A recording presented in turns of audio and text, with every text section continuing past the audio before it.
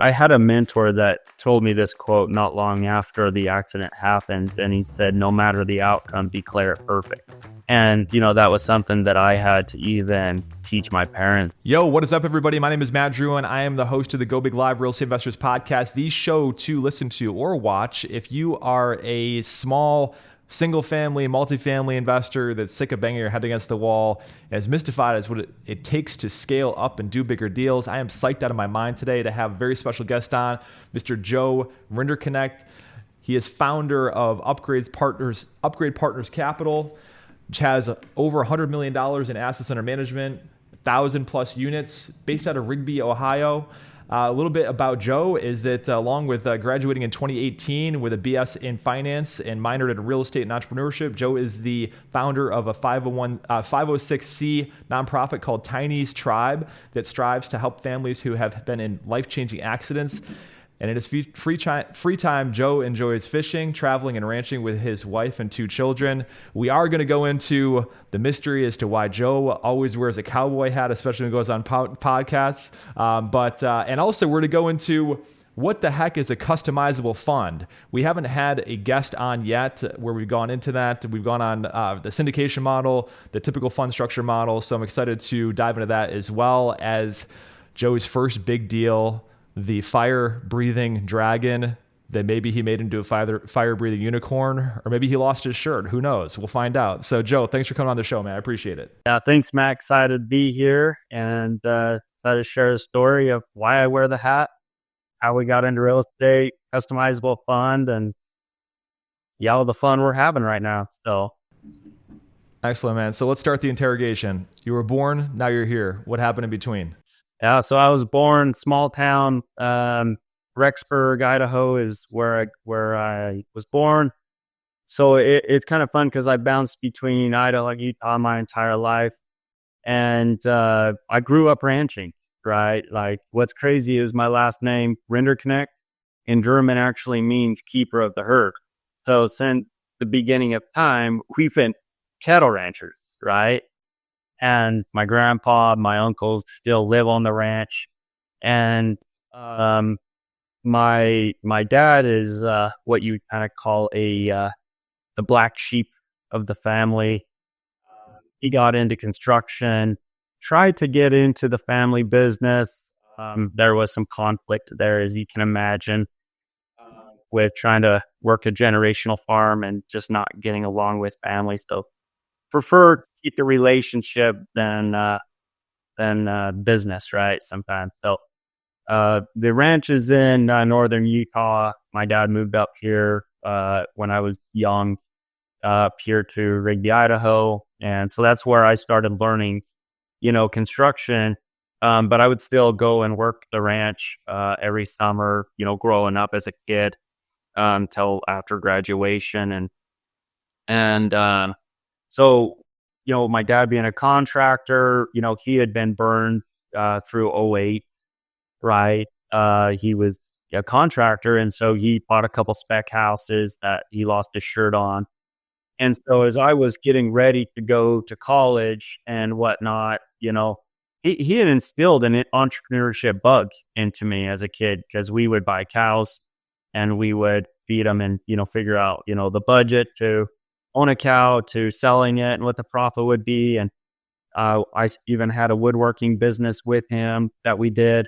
But after he kind of got burned, I graduated high school in '09, was ready to go out to the world. And he's like, don't do entrepreneurship, don't do real estate. My parents really pushed me to go to school to be an x-ray tech. And so I started going to school to be an x-ray tech, but I had no interest in that. But that's like what they had advised to help me have a safe, secure job that was always in demand, right? And that I could rodeo and do the horse thing as much as I wanted while I made a healthy salary. And, this was about 2013, was going to school, and I was not living for me, right? I was doing what everybody, I grew up very much a people pleaser. I was the oldest of my siblings. I was oldest of my cousins. And so it was like, for me, I had to do the family thing, the ranching, construction do, like what everybody else told me, the generational kind of way of thinking. And I just decided that, like, like I need to change, but I didn't know how to. And, what really, sometimes people have to have life changing events to really get them to make that shift, right? To be all in on themselves and their dreams. And my incident or my life altering moment was I was in a car crash on St. Patrick's Day, I believe that's March 13th of 2013. And I lost my little brother and my grandma in that car crash. I was 21 years old. My brother was 20. We were very close, right? And from that accident, I feel like I was given a second chance, right? And my little brother, a standard and a value is that I taken from that is, like, my brother's name was Clancy.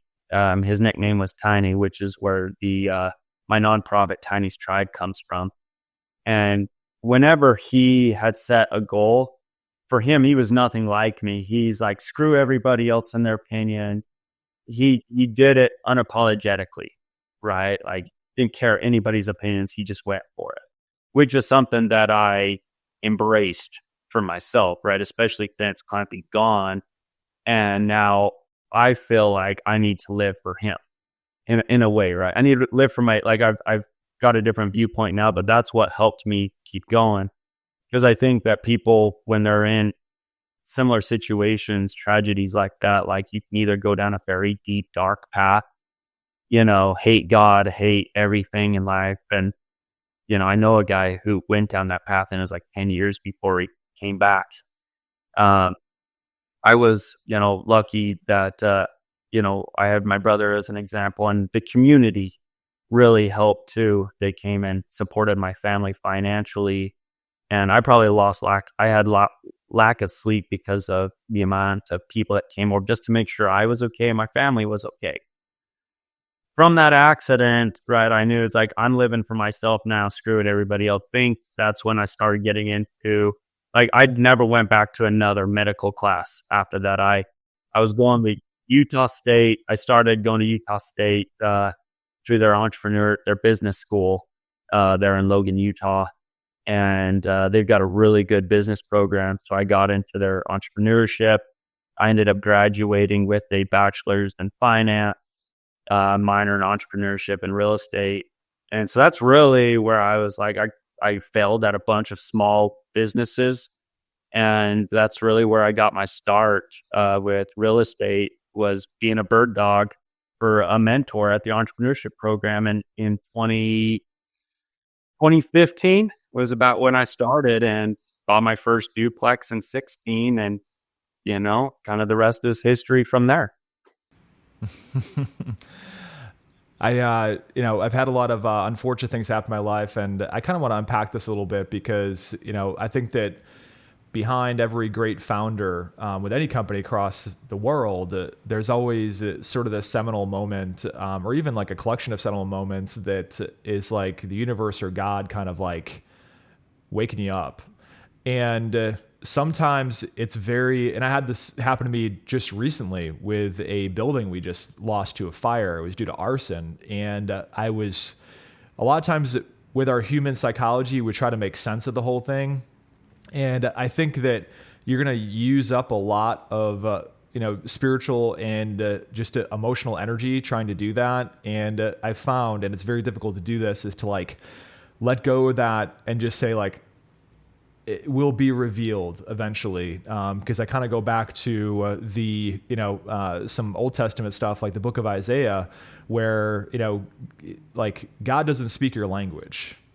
And if you try to understand it, like it's just on a completely different level. And kind of people think of that literally, but sometimes it speaks to you in ways in your life that happen in tragedies. And I guess, you illuminate a little bit on how this is like sort of changed and how you unpack negative things that happen, because they happen all the time in business. But like, tell me about that a little bit more. How's it's changed you? How, man, it's completely changed my outlook on life and how I do things, right? I had a mentor that told me this quote not long after the accident happened, and he said, "No matter the outcome, declare it perfect." And, that was something that I had to even teach my parents because it was tough for them because my mom lost her mom and her son in, the same week, right? Like my grandma died a week later, but like from the same thing and almost me. And I I had to believe that again, I've always believed that everything happens for a reason.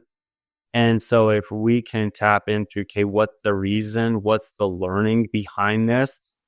Then we can take that feedback and those lessons and apply it to our life to make our life better and other people's lives better.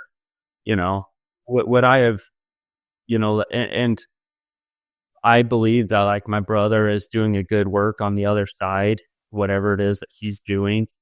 And like, this is probably like what I needed to become the person that I am, because I have this standpoint now. It's like I did that nonprofit and like, yes, I wish my brother was still here, but man, I've been able to bless so many families because of the nonprofit, right? It's blessed me, man. I I don't know where I would be or who I am today if it didn't happen, right? And I don't think we can speculate about that. I think we just can take the lessons, but really it's like no matter the outcome, declare it perfect, whether it's something we like or not, and believing that everything happens for us, not to us, right? Even if it is like this, or you lose a deal or something you think in the moment is absolute, like, hell's breaking loose or whatever, right? Like it's all. See, I was reading. See, there was a scripture that I read this morning too. I can't remember where it was, but it was like it's not Satan who, you started the scripture pass, so I'm going to add a little bit to it because I think it's part of who we are and what we do. But like, it's not Satan who puts like challenges in front of you. It's God, because it's like that's how you grow is these challenges. It's Satan who wants you to just work a 9 to 5 and not grow and to, you know, be idle and get into the drugs and the porn and all that stuff, right? And so I firmly believe that we're here to be challenged to grow, and it's really cool. I've got a mentor out of California. His name's Jeremy Heriter, but he he kind of taught me like Kobe Bryant, like hit the Mamba mentality. Like Kobe in a game at any point would be like, "Okay, if you're not gonna make a shot, like give me the ball, right?" And well, every time like I get hit with a challenge, I think like I asked for this. Like as multifamily operators, we dream of starting small and doing 100+ apartment complexes or six, or like 7, 8, 9 figures, right? Like we're saying, give me the ball, right? Give me the opportunity. And then like when it hits us and we're like, crap. It's really good to just reach in and be like, I asked for this and now I'm being challenged to make it happen. And so are we gonna sit there and over analyze and freak out, or are we gonna take the ball and try and take the shot, right? Like if you're not moving forward, you're dying. And I mean, there's a lot of stuff there to unpack, but yeah. Yeah, no, absolutely. No, I mean, just what you just said there in terms of passing the ball definitely helped me because I'm still reeling from this recent experience that's happened to us. So, well, let's talk about tactical stuff here, man. I want to pull apart your first deal. It was big for you at the time, where you were one of the team members calling the shots. What do you got for us today? Yeah, so I'd say the first big deal where it was my first really big deal outside of duplex, fourplex was a 24 unit that we bought in March of 2021. It was a 1951 build, yeah, 24-plex, and it had, really good unit mix, 1 bed, 2 bed, 3 bed, huge unit. 3 beds were like 1,500 square feet. And being a 1951 build, you can imagine that it was so old, right? And it actually used to be a part of like an old Indian school here in northern Utah. And it's like where the administration people lived. But we like that we bought it as a 24 with the business plan to turn it into a 32 unit. And that's where we were able to buy, like, add value really, because like at that time, 2 million for a 24 plex that was needed a heavy upgrade didn't make sense, even less than 100K a unit. We found out that we could increase the density to 32 units. And so that's where it, made a lot more sense, because we were able to take like the bottom floor 3 bedrooms and turn into 2 1 beds. So we took 4 3 beds, added 4 more units for 1 bed. And then in the basement, there was storage that would not like it. When you look at deals like this, sometimes you got to get really creative, right? On how you can maximize your density and maximize the deal. So in the storage units, we realized we're only gonna be able to rent these for like 20-30 bucks a piece. Even if we put 20,000 a unit into making these a 2 bed, our return is going to be significantly greater on a NOI to cap rate to sell price, right? Plus we had the density to do it. So we cut out all the storage units, put in a 2 bed, and it worked out. It worked out really, really well as far as that goes. Now, when you talk about a fire breathing dragon, it was again, I believe that everything happens for a reason. It was a very, very tough deal. Like, we sold it September like 25th of this year. So we had it for like 3.5 years roughly, right? When we got into it, so I was more of a minority partner of it, because like I didn't have a lot of money at that time to bring to the table, and I didn't have a lot of construction experience. So I brought in a guy who, he rolled 500K from a deal, and then I brought a partner who had some construction experience. I thought that he had more, but none of us had near the extent what this property needed.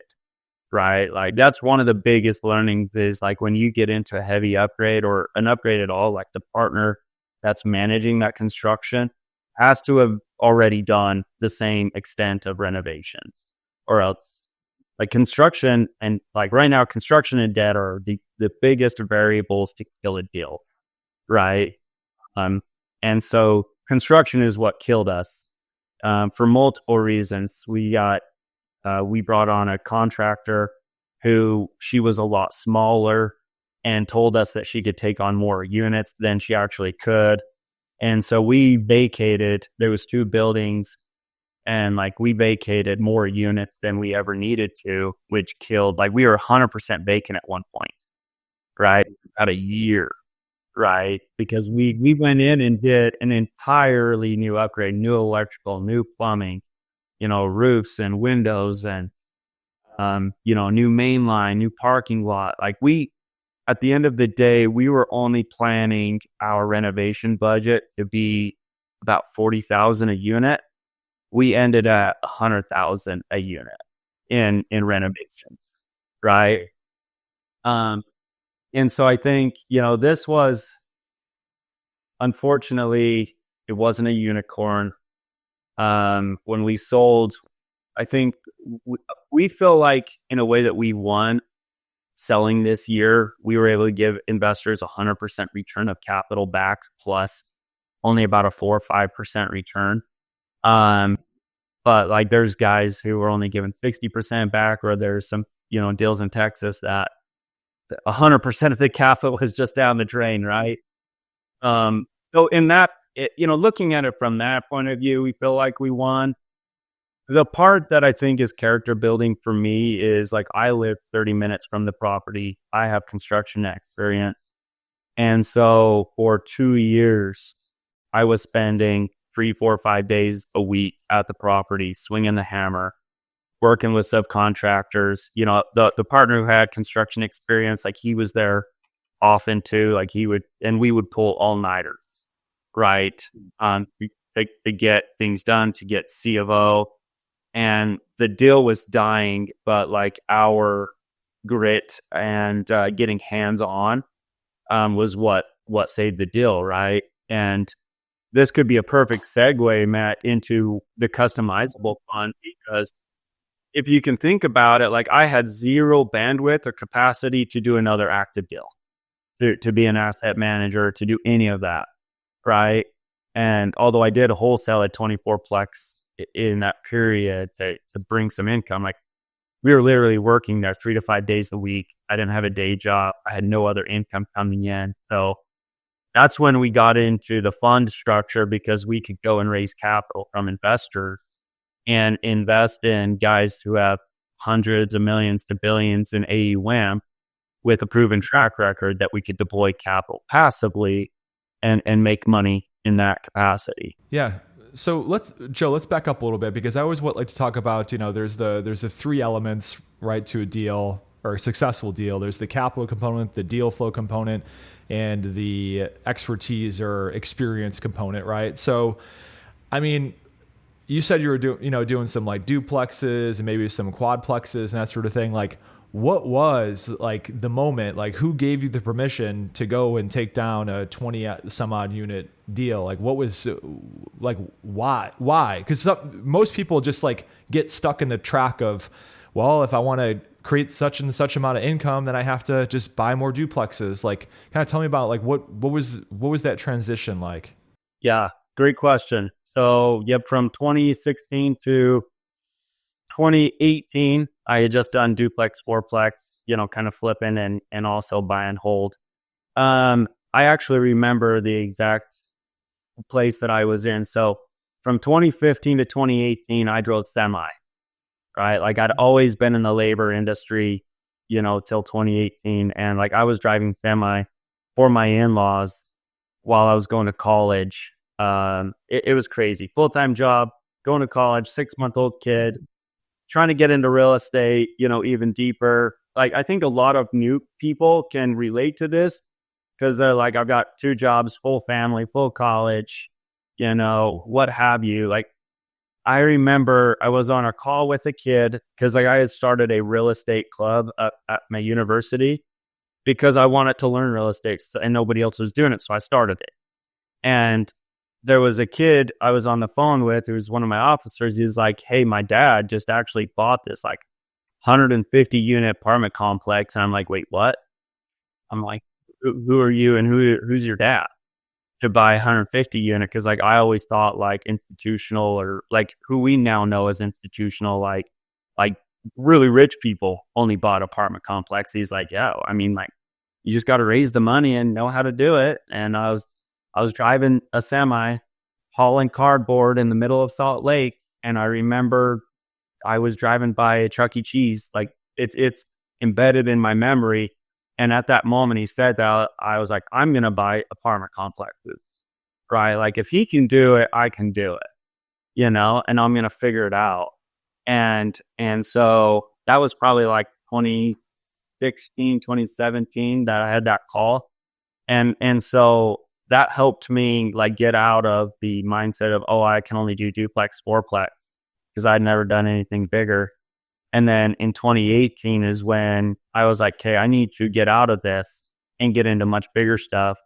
And I listened to a Rod Cleef podcast yesterday, where he talks about like, if you want to do what other people are doing, go work for them, go get in front of them.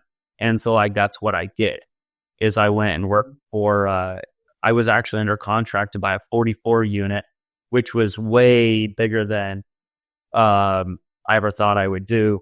But like the property manager I was going to hire showed me how much you can increase other income.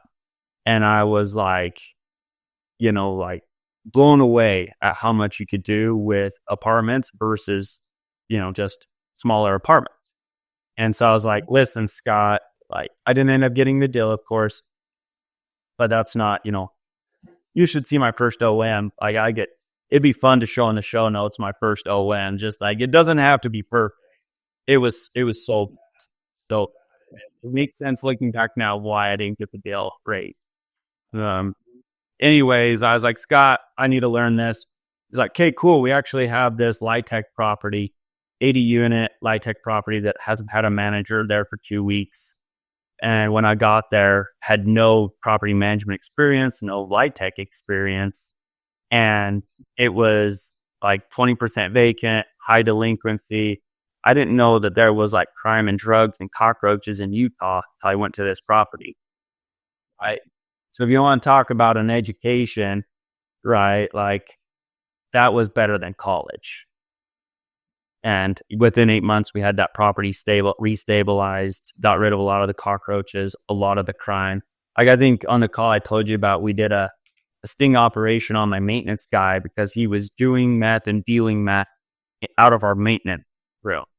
Right, we had to work with our local strike force. Like so many good experiences that helped me become who I am now in the multifamily space. And so I did that for 3 years, 2018 to 2021, working for property management and other operators around the country, learning underwriting, due diligence. And then in 21, it was just time to like I had analyzed and underwrote a lot of my own deals, and this one was local. And I'm like, okay, I'm going to make the jump. And I haven't had a job since. I've just been focused on my own apartments since 2021. So Excellent. So how'd you find this deal? Was it like a LoopNet Crexy deal? Was it a broker pocket listing? Like, tell me about that. yeah, so it was a broker pocket listing with one of my real estate buddies. It was on. It didn't go through any of the commercial channels. It just was a residential, because there's not many commercial brokers like where I live in Logan. And he was a residential guy, worked for the property manager, and knew that the seller was selling through the property management company. So Now this is going to sound like a dumb question, but like, why did he think of you and bringing this deal to? Did you just know that like that's what you were focused on doing, was acquiring bigger deals? yeah, so yeah, he and I, looked at a bunch of deals before, and he knew that I was all in on multifamily, and that was my sole focus was multifamily. And so, I had done quite a few duplex, fourplex stuff locally there, prior to this, and he wanted to get in too. So he's like, I need a partner who knows it. And so he and I started on it, and then he didn't end up investing in it. He just took his agent commission and, you know, went back to what he was comfortable with, which was duplex, fourplex stuff. But yeah, that's why he, brought it to me and we made it happen. So Joe, let's talk about the capital stack. I mean, from a debt to equity standpoint, how'd you structure the deal? And then tell me about what your capital raise strategy was, and how you were able to get this thing across the finish line. Yeah, so we bought it for $2.03 million. Our renovation budget was about $1.5 million. We went and got a bridge loan, construction loan. Back then, 2021 interest rates were still really low, so we made the same mistake everybody else did, and got a variable interest rate that had no cap. And so we started at 5%. By the time we sold it, we were at 10.5, which really hurt. Let's see, so the debt, I can't remember. So 2 million plus 1.5, so 3.5. We raised 1.25 was our equity. So that's like what, 2.25 was our debt at 5%. And then we raised 1.25 in equity. And that equity check came from four checks. So one of the partner sold a condo. He put $500K in. Then he brought in two other acquaintances at $300K each. And then I put an entity together with a couple of my family members for one check of $150,000. So that's the debt and equity side there. So the cash that you brought in, was not through some stranger you met on the internet or from some crowdfunding platform. It was like the friends and family circle. So let's talk about this, because I like, one of the things that drives me nuts, man, is like, I just saw this like Facebook or Instagram ad like a couple days ago that was like, here's a list of family offices, like 100 family offices and their contact information that I'll sell to you, and the scripts to get capital from that family office. I've actually tried to, stupidly, back when I'm in my early 20s, I tried to raise capital from a family office, and this guy was like, how do I know you? Like, how'd you get on my calendar? And, and it was just like, this whole idea of like, put your deal on a crowdfunding platform and then the capital like virtually raises itself because the deal is a deal. And a lot of people don't understand, like, most of the time, I mean, typically your first like several deals and exits are going to be from people that know, like, and trust you. Whether that's a co-GP or people that are in your own sphere. So tell me about like, what were like the confluence of factors like leading up to that conversation? Did your friends and family like even know what the heck you were doing with looking at larger multifamily deals? And tell me about how you presented that to them, because I think this is an important thing to get tactical on, because a lot of people listening to this are going to be like, dude, if friends and family that's your first fear. If everybody in your family and everybody in your room is broke, you got to find a different room. But tell me about that. Yeah. So what I'll tell you is, once I got started in real estate, even though I had never done a deal, I started telling everybody, right, what I was working on, even though I hadn't done a deal yet. Right. And I think that you've got to own that. Like, if you want to get into this game, you got to start talking to people, because you lose 100% of the chances you never take. Right. And so if you don't say things to your surroundings, right, they may have a deal. They may know, like, hey, your grandma just died. You actually want to buy it, the fourplex, or, you're just not they're not going to know. And so, I had a cousin, an uncle, and my father-in-law get in for each about $50K into this, Brigham City deal. And it was just that, like, it was 2021. I'd been doing real estate since 2016, 2017.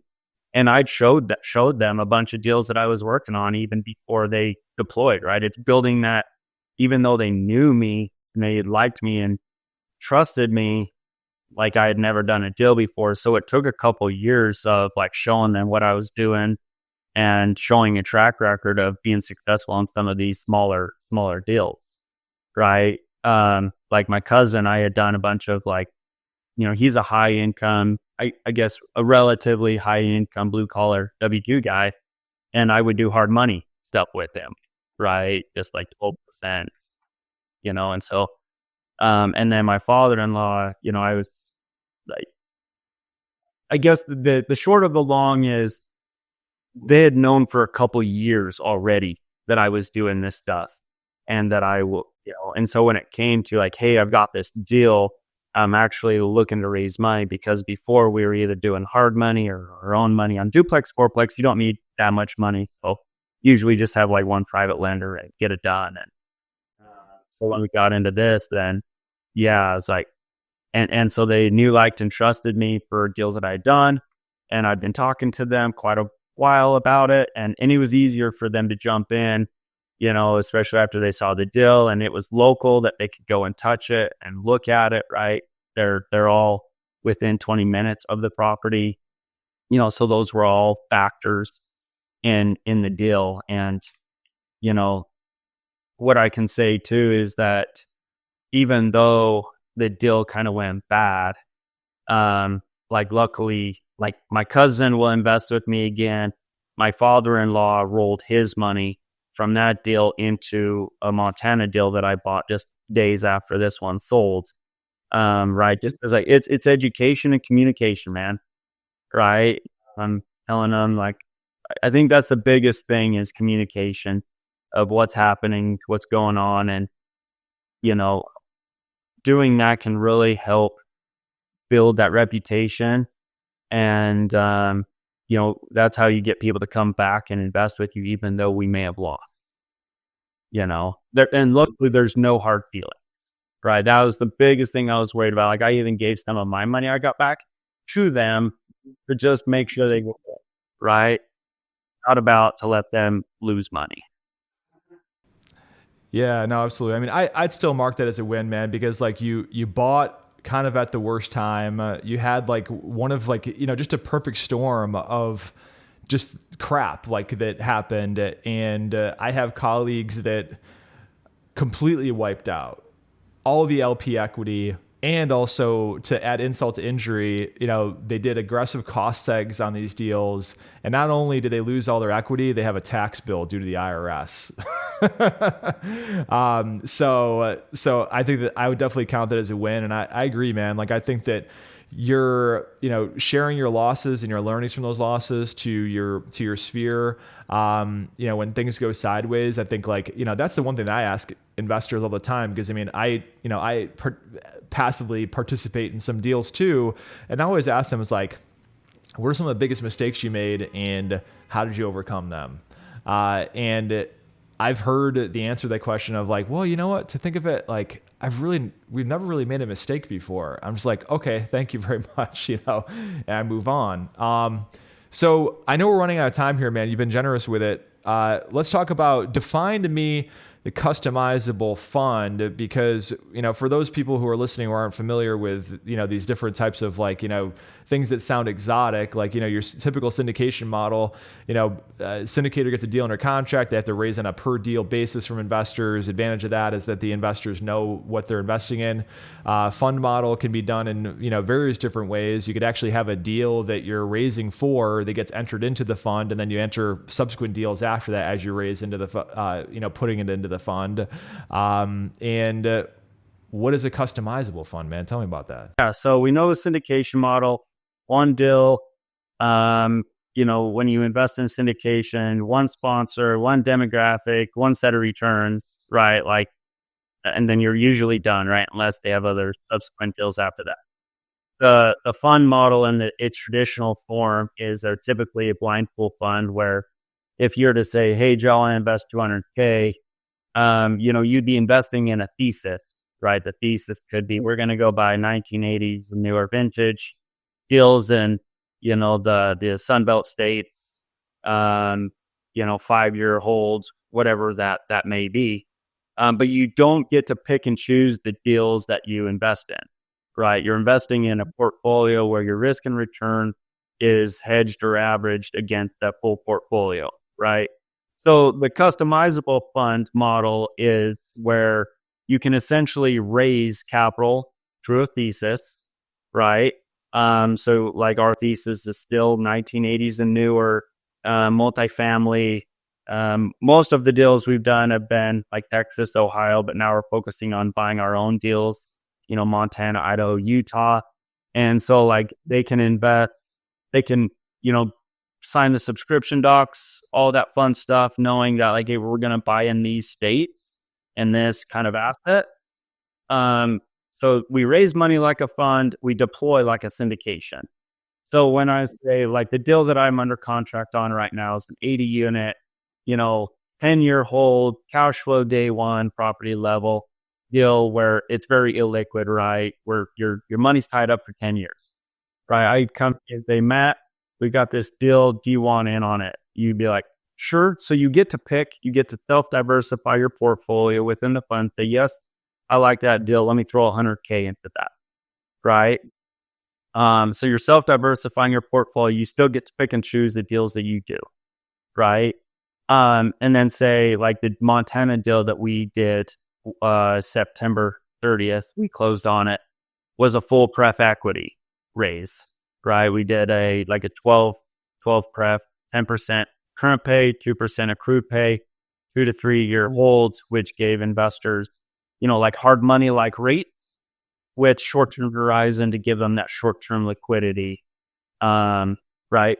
And then, we come say, hey, Matt, we got this deal. Do you want? You're like, no, I want long-term cash flow. We won't put anything there. But the main thing that we've got to do is like when we have conversations with our investors, we got to really understand their needs and wants. Because if we go get a deal that doesn't fit anybody's needs and wants, like it's a waste of time. Like we maybe raised that money, but if that's the kind of the sticker is like, you've got to bring them something that they still want to invest in, like a syndication. So it just adds another level to the syndication model to where we can say, okay, we've got like 3 million in soft commits here. Let's go to them and say, because when you have those commits, you can give them first choice to get in on a deal, right? So that's essentially the customizable fund model to help us be able to raise capital faster and better than just your typical syndication model.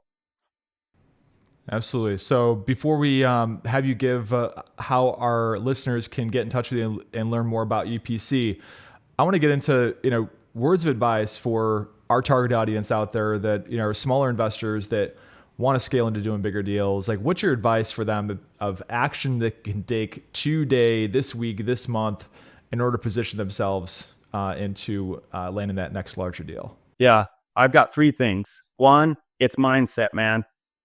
If somebody's done it, you can do it too, right? If Biden can be president, you could be too, right? Like most of these people who are, multifamily operators, like they started single family to bigger, like believe that you can do it and go after it. Like, who cares what other people think, right?